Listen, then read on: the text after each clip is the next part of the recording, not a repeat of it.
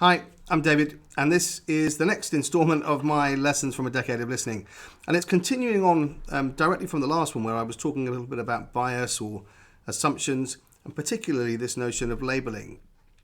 You may have seen us do some social media on this particular subject a while back, where we were talking about, I think it was a pirate ship analogy. If you look back on our LinkedIn feed, I'm sure you'll find it. But the idea of people moaning, whinging, complaining, and I talked about in the last video about the mistake we make when we assume that's always the same set of people. But there's also a second error, I think, when it comes to taking people who are giving us feedback and perhaps stuff we don't really want to hear or we don't agree with. It conflicts with our sense of how this organisation is, and it's actually that this feeling that we can often have that somehow people are attacking us or attacking the organisation and they're not in it with us. And I like to use this analogy of the sort of boat, and we're all on a boat. It's a good sort of business type analogy, isn't it? But if we're all on the same boat and people in our group